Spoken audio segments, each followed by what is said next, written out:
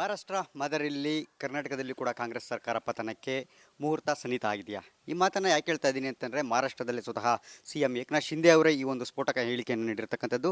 ಈ ಒಂದು ಹೇಳಿಕೆ ಸದ್ಯ ರಾಜ್ಯ ರಾಜಕಾರಣದಲ್ಲೂ ಕೂಡ ಭಾರಿ ಸದ್ದನ್ನು ಮಾಡ್ತಾ ಇದೆ. ಈ ಕುರಿತಂತೆ ಮಾತನಾಡೋದಕ್ಕೆ ನಮ್ಮ ಜೊತೆ ವಿರೋಧ ಪಕ್ಷದ ನಾಯಕರು ಹಾಗೆ BJPಯ ಹಿರಿಯ ನಾಯಕರಾದಂತಹ ಅಶೋಕ್ ಅವರಿದ್ದಾರೆ. ಬನ್ನಿ ಅವ್ರನ್ನ ಮಾತಾಡ್ಸೋಣ.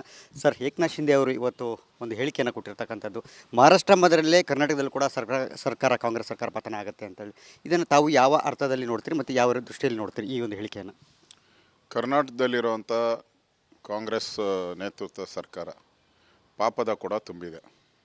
ಕಳೆದ ಒಂದು ವರ್ಷದಲ್ಲಿ ಜನರಿಗೆ ಮೋಸ ಮಾಡಿದ್ದಾರೆ, ರೈತರಿಗೆ ಮೋಸ ಮಾಡಿದ್ದಾರೆ. ಪರಿಹಾರ ಕೊಡೋದರಲ್ಲಿ ಕೇಂದ್ರ ಸರ್ಕಾರ ಪರಿಹಾರ ಕೊಟ್ಟಿದೆ ಹೊರತು ರಾಜ್ಯ ಸರ್ಕಾರ ಒಂದು ನಯಾ ಪೈಸನೂ ರೈತರಿಗೆ ಪರಿಹಾರ ಕೊಟ್ಟಿಲ್ಲ. ಕೇಂದ್ರ ಸರ್ಕಾರ ಒಂದೇ ಇವತ್ತು ರೈತರ ನೆರವಿಗೆ ಬಂದಿರುವಂಥದ್ದು, ಮೋದಿಯವರ ಸರ್ಕಾರ. ಕರ್ನಾಟಕದಲ್ಲಿರುವಂಥ ಕಾಂಗ್ರೆಸ್ ಸರ್ಕಾರ ಒಂದೇ ಒಂದು ನಯಾ ಪೈಸೆನೂ ಕೂಡ ಬರಗಾಲದಲ್ಲಿ ರೈತರಿಗೆ ಕೊಟ್ಟಿಲ್ಲ. ಇದುವರೆಗೂ ಕೂಡ ಯಾವುದೇ ಅಭಿವೃದ್ಧಿ ಕಾರ್ಯ 224 ಕ್ಷೇತ್ರದಲ್ಲಿ ಕಾಂಗ್ರೆಸ್ ಅವ್ರದ್ದು ಸೇರಿ ಯಾವುದೇ ಅಭಿವೃದ್ಧಿ ಕಾರ್ಯಗಳು ನಡೆದಿಲ್ಲ. ಅದರಿಂದ ಜನರು ರೋಚಿಗೆದ್ದಿದ್ದಾರೆ. ಮತ್ತು MLAಗಳು ಕೂಡ ಕಾಂಗ್ರೆಸ್ MLAಗಳೇ ಎಂಥ ಕೆಟ್ಟ ಸರ್ಕಾರ ಬಂದ್ಬಿಡ್ತು, ನಮ್ಮ ಹತ್ರ ಮಾತಾಡಬೇಕಾದ್ರೆ ಕಾಂಗ್ರೆಸ್ಸಿನ MLAಗಳು ಹಿಂದೆ ಇದ್ದ BJP ಸರ್ಕಾರದ ಇದ್ದಾಗೆ ನಮ್ಗೆ ಹೆಚ್ಚು ಅನುದಾನಗಳು ಕೊಡ್ತಾಯಿದ್ರು, 100 ಕೋಟಿ ಅನುದಾನ ಕೊಟ್ಟಿದ್ದರು.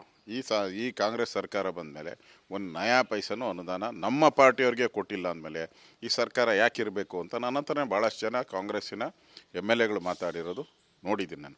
ಅದರಿಂದ ಇವತ್ತು ಏಕನಾಥ್ ಶಿಂದೆ ಅವರು ಅವ್ರಿಗೆ ಮಾಹಿತಿ ಇರ್ತೈತೆ, ಅವರು ಒಬ್ಬ ಮುಖ್ಯಮಂತ್ರಿಗಳಾಗಿದ್ದಾರೆ, ಅವ್ರಿಗೂ ಭಾಳಷ್ಟು ಮಾಹಿತಿ ಇರ್ತೈತೆ. ಒಟ್ಟಿನಲ್ಲಿ ಕರ್ನಾಟಕ ಸರ್ಕಾರ ಭಾಳ ದಿನ ಉಳಿಯಲ್ಲ. ಯಾಕೆಂದರೆ ಅವರು ಜನಗಳಿಗೆ ದ್ರೋಹ ಮಾಡಿದ್ದಾರೆ, MLAಗಳಿಗೆ ಅನುದಾನ ಕೊಟ್ಟಿಲ್ಲ. ನಡಿ ಈಗ ಶುರು ಮಾಡೋಣ. ಕೇಸರಿಯಿಂದ ಮನೋಲ್ಲಾಸ ಮನಸ್ಸು ಮತ್ತೇರಿ ಕುಣಿದಾಡಿದೆ ನೋಡು, ಮನಸ್ಸು ಮತ್ತೇರಿ ಕುಣಿದಾಡಿದೆ ನೋಡು. ಕ್ಷಣ ಕ್ಷಣವೂ ಆಚರಿಸಿ ಕೇಸರಿ ಹಬ್ಬ. ಸರ್ಕಾರ ಸರಿಯಾಗಿ ನಡೆಸ್ತಾ ಇದೆ. ಬಾಯಲ್ಲಿ ಹೇಳಿ ಕೇಸಾಟ, ದ್ವೇಷದ ರಾಜಕಾರಣ, ಹಿಂದೂಗಳ ಕಗ್ಗೊಲೆ ಮಾಡ್ತಾ ಇದ್ದಾರೆ, ಹಿಂದೂಗಳ ಮೇಲೆ ಕೇಸುಗಳನ್ನು ದಾಖಲೆ ಮಾಡ್ತಾ ಇದ್ದಾರೆ. ಈ ಥರದ ಒಂದು ತಪ್ಪು ಕೆಲಸಗಳನ್ನು ಮಾಡಿ 100 ತಪ್ಪು ದಾಟ್ಬಿಟ್ಟಿದೆ. ಯಾವ ರೀತಿ ಕಂಸನ ವಧೆ ಆಯಿತು ಹಂಗೆ ಈ 100 ತಪ್ಪುಗಳು ಮಾಡಿಬಿಟ್ಟಿದ್ದಾರೆ.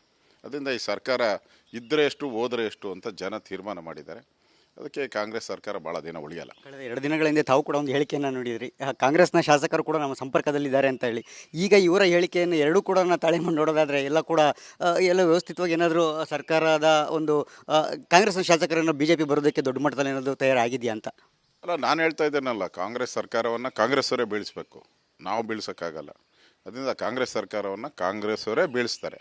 ಅದಕ್ಕೆ ಬೇಕಾದಂಥ ತಯಾರಿಯನ್ನು ಕಾಂಗ್ರೆಸ್ ನಾಯಕರೇ ಮಾಡ್ಕೊತಾರೆ, ನಾವು ಮಾಡಲ್ಲ, ಕಾಂಗ್ರೆಸ್ ನಾಯಕರೇ ಮಾಡ್ತಾರೆ. ಎಷ್ಟು ಕೂಡ ವಿರೋಧ ಪಕ್ಷ ನಾಯಕರಾದಂಥ ಅಶೋಕ್ ಅವರ ಮತ್ತು ಒಟ್ಟಾರೆಯಾಗಿ ಅಶೋಕ್ ಅವರು ಹೇಳುವಂತೆ ಈಗ ಕಾಂಗ್ರೆಸ್ನ ಸರ್ಕಾರವನ್ನು ಕಾಂಗ್ರೆಸ್ ಶಾಸಕರೇ ಬೀಳಿಸ್ತಾರೆ ಅಂತ ಅರ್ಥದಲ್ಲಿ ಹೇಳಿರ್ತಕ್ಕಂಥದ್ದು. ಜೊತೆಗೆ ಏಕನಾಥ್ ಶಿಂದೆ ಅವರು ಹೇಳಿರುವಂಥ ಹೇಳಿಕೆ ಏನಿದೆ, ಆ ಹೇಳಿಕೆಗೆ ಖಂಡಿತವಾಗಲೂ ಕೂಡ ಅವರಿಗೆ ಮಾಹಿತಿ ಇರುತ್ತೆ, ಮಾಹಿತಿ ಇದ್ದೇ ಅವರು ಹೇಳಿರ್ತಕ್ಕಂಥದ್ದು ಅಂತ ಕೂಡ ಹೇಳಿರ್ತಕ್ಕಂಥದ್ದು. ನೋಡೋಣ ಮುಂದಿನ ದಿನಗಳಲ್ಲಿ ಕಾಂಗ್ರೆಸ್ ಸರ್ಕಾರ ಪತನದ ಹಾದಿ ಹಿಡಿಯುತ್ತಾ ಅಥವಾ ಯಾವ ರೀತಿಯ ಆಗಿ ಆಪರೇಷನ್ ಪ್ಲಾನ್ಗಳು ಆಗುತ್ತಾ ಏನು ಅನ್ನೋದನ್ನು ಕಾದು ನೋಡಬೇಕಾಗಿದೆ. ಕ್ಯಾಮ್ರಾ ಪರ್ಸನ್ ದೀಪು ಜೊತೆ ಸುರೇಶ್, ರಿಪಬ್ಲಿಕ್ ಕನ್ನಡ, ಬೆಂಗಳೂರು.